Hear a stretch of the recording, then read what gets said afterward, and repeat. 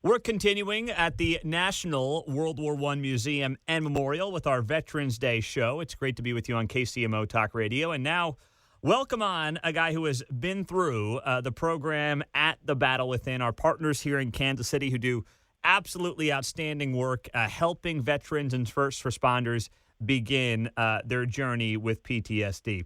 William Baumgarten is joining us on KCMO. William, thank you for being here. Good morning. Appreciate you being on the show. Just take us Happy through to be here. who you are and how you ended up deciding to go through the Battle Within. Yeah, so I'm a veteran, obviously, though, the Battle Within does cater to the LEO community and first responders as well. I think like a lot of veterans, I was in this position where I thought that I was doing perfectly fine, and I think my family and friends would have argued that that was not the case. I was looking at ROKC, the climbing gym, and so this was last year, about a year ago. They were having a 5K run for the benefit of the Battle Within. And the logo, the wolf logo, it's like a two-sided black-white logo for a wolf face. It just kind of spoke to me in this really sort of quiet way, and I looked at it and I was like, yeah, like I get that tracks with a lot of my experience. And so I went and checked out the organization themselves, and I saw that they were in Olathe, and I was super close at the time, and that they were having this Revenant journey for a week. And at the time, like I was saying, I felt like I was doing fine, but maybe socially I had isolated pretty significantly, pretty common thing with veterans for sure.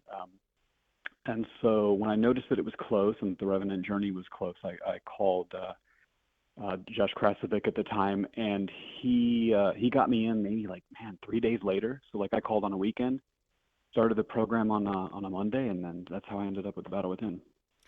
So you were in the Air Force for nearly a decade as a staff sergeant, and you're saying that you felt like you were doing well. Those around you would say you were maybe not doing as well. So if you think you're doing fine, I mean, what makes you even want to pick up that phone? Did you have kind of something in the back of your mind where people were convincing you that maybe you weren't okay? Was there a moment that specifically triggered something in you? What was that? I'd say that speaks to that black-white wolf kind of duality. I would say on the surface, right, I was telling myself, I'm doing fine, man, things are fine. But somewhere deep, there's this voice that if you listen to it for a moment, it'll tell you, the kind of the honest truth about it. You'll feel it when you're too harsh with your kids, when you're neglecting your wife, skipping workouts, laying on the couch too many days. Just these little micro choices we make on a day-to-day basis that leave us feeling a little empty, a little nonplussed about the direction of our life. And so I think something again about that wolf, and then reading about the Revenant journey on the website, like what it's about, who it caters to, it kind of woke that voice up, made it a little bit louder, and at that point I decided, that this seems like a good way to investigate how true it is for me that I'm doing well. Does that make sense? Yeah, absolutely. So William Baumgarten is joining us here on KCMO. Went through the Battle Within. So since you went through the program, how has your life changed? How has my life changed? Man, so socially, day one, man, and this is true for a lot of guys, it's hard to show up. It's hard to be there. It's uncomfortable being around strangers, prepping yourself for talking about difficult things that you've been, suppressing for, a good half of a lifetime or more. And I tried to bail, actually, my first morning. And I think that now I can sit here and have this conversation with you. I show up to mentor. I go to social events that would have previously been close to impossible for me. I think that's been the biggest change, just this sort of comfort and permission inside of myself to just hold conversations, be around other people, and take joy in the fellowship of, being around other humans again. That's, I think, for myself and a lot of vets, man, that's a thing. Go ahead. How about that relationship? Family, friends, those who kind of noticed that things weren't going well for you. What changes have they seen? What have they said to you on that front? Oh man, lots of stuff. Prince among them, I would say, is keep going. go mentor. Like every time you do, you come back a little stronger, you come back a little kinder. So I would say, kinder is definitely a big part of it. And then I feel like I have a lot more space, time to consider a more measured response when I'm frustrated, upset, dealing with PTSD, dealing with, just everyday events that everyone deals with. And I can see that in their interactions. They're closer to me now. They come to me now. Like there's not this sort of separation in our household that a lot of vets know pretty well. I live on one floor, you guys live on another. That sort of vibe. So there's a closeness and a richness to our relationships that I really value, and it was missing before. Is there a story from your time serving in the Air Force that brings back that PTSD that now you kind of have a better way to handle it emotionally and mentally? Yeah, it manifests for me the most just in sounds, right? Like out in the world, backfiring cars, fireworks. The Chiefs score a touchdown and I hit the ceiling, man. And so, from the local fireworks.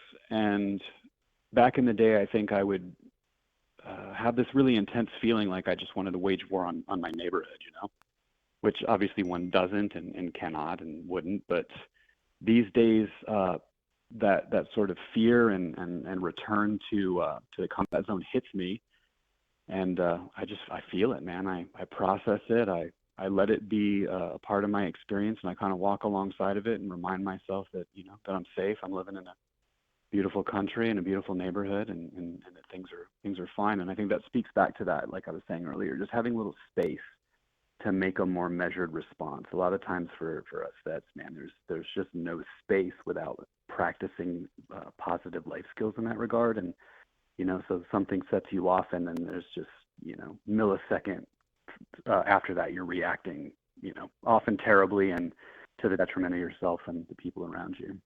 Well, you're now mentoring folks that are on their journey with the battle within and are working through their PTSD. I know you're also an aspiring singer-songwriter, so you got a lot of stuff going on there, William. How can people maybe, find what you're doing and check out what you got going on? Well, I guess the website's a really good starting portal. Reach out and contact. I would say the vets, look this stuff up. It really is worth the time. There's maybe a bit of a prevailing attitude out there of maybe avoiding us.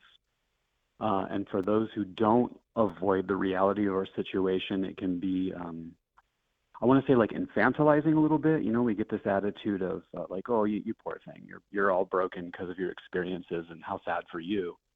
And what we do at the Battle Within is really like, you're in this hole, and we call down and say, hey, man, I'm going to jump down in there with you, and let's figure out a way to dig out, together. Mm-hmm. And I really love that approach.